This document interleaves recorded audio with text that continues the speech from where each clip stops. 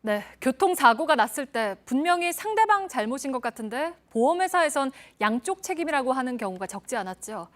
이런 억울한 쌍방 과실이 앞으로는 줄어듭니다. 가해자의 100% 과실로 처리하는 경우를 오는 30일부터 크게 늘리기 때문입니다. 구체적으로 어떤 경우인지 성화선 기자와 짚어보겠습니다. 성화선 기자, 그러니까 한쪽 운전자가 모두 잘못했고 다른 쪽은 잘못이 없다, 이렇게 보는 사고 유형이 늘어난다는 거죠? 네, 그렇습니다. 지금까지는 한쪽이 100% 과실이다 이런 경우는 9가지 정도밖에 없었습니다. 네. 신호 위반을 하거나 혹은 정지돼 있는 차량을 딜에서 들이받는 정도였는데요. 이번에 33개가 추가됩니다. 어떤 경우가 있는지 예를 들어 설명해 보겠습니다. A 차량이 직진을 하고 있었는데요. 뒤에 있던 B 차량이 중앙선을 침범하면서까지 앞으로 끼어들다가 사고가 난 경우입니다. 지금까지는 A 차량도 20% 정도의 책임을 져야 했습니다.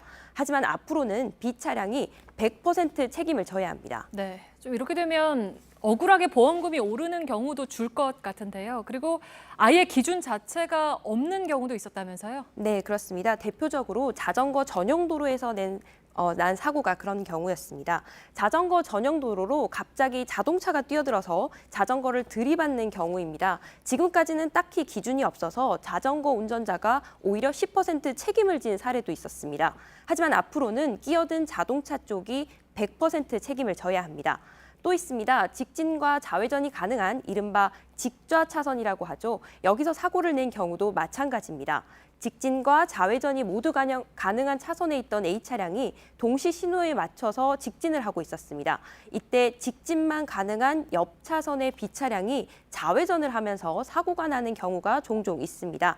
앞으로 이런 사고를 내면 B 차량 운전자의 100% 과실로 보게 됩니다. 네, 그리고 회전 교차로에서도 크고 작은 사고들이 많이 나잖아요. 그러니까 교차로를 돌던 차량하고 들어오던 차량이 부딪혔을 때 이거는 어떻게 되나요? 네, 사실 지금까지는 뚜렷한 기준이 없었습니다. 운전자나 보험사가 협의하기 나름이었던 겁니다. 하지만 새 기준에 따라서는 교차로로 진입하던 차량의 80% 책임을 지도록 하고 있습니다. 네, 그리고 지금까지 정해졌던 과실 비중이 이제 완전히 거꾸로 바뀐 경우도 있다면서요? 설명을 좀 해주실까요? 네, 그렇습니다. 3대 7에서 7대 3으로 완전히 바뀐 경우가 있습니다. 바로 교차로에서 오토바이와 자동차가 충돌 사고가 났을 때인데요. 이 예를 들어 보겠습니다.